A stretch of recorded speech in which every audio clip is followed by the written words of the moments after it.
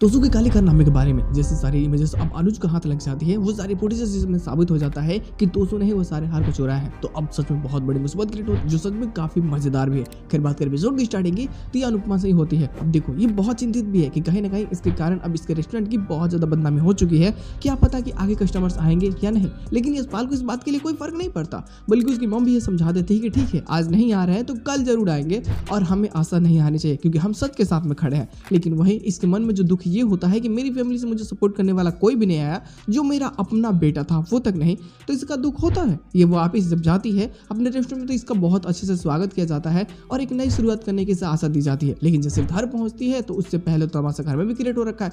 अब वनराज को कहीं ना कहीं तोसू पे शक हो रहा होता है, लेकिन वही किंजल को तो पूरा भरोसा है कि हो ना हो ये सारे काम के पीछे तोसू का ही हाथ है। लेकिन जब अनुपमा यहाँ पे आती है तो उसके अंदर तो पहले ही बहुत सारे सवाल होते हैं कि जब मास्टर कार्ड तेरे पास था, सब कुछ तू देख रेख कर रहा था, तो फिर चोरी कैसे हुई? और चोरी हुई तो हुई, लेकिन वो हार मेरे पास कैसे आ गया?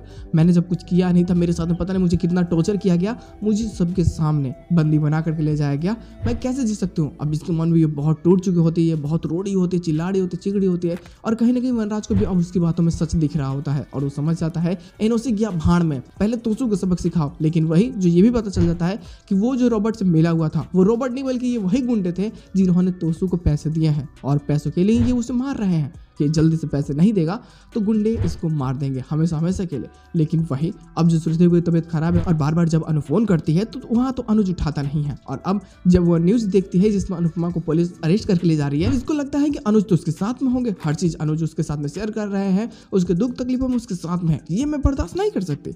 हालांकि इसके साथ में एपिसोड की एंडिंग कर दी जाती है, लेकिन सच में पोस्ट सीन काफी मजेदार होता है। अनुपमा जैसे तोसू घर से निकलती है ना, और जब अनुज देखता है कि यार कुछ तो गड़बड़ है, हमें अच्छे से छानबीन करना चाहिए। सीसीटीवी फुटेज जब वो देखता है तो उसमें देखता है कि एक शख्स जो कुछ सामान अनुपमा के बैग में रख रहा है, तो बाद में देखता है कि अरे ये तो कोई और नहीं बल्कि तोसू है।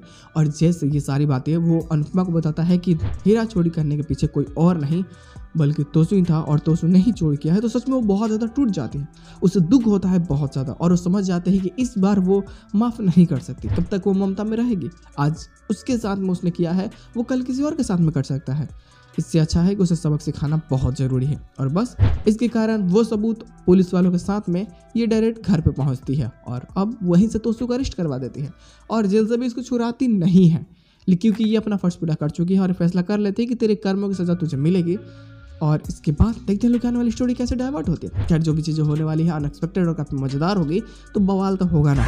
सोचा तुझे दे दूंगा खुशियां, तभी किया काम खुद के सपने जला के।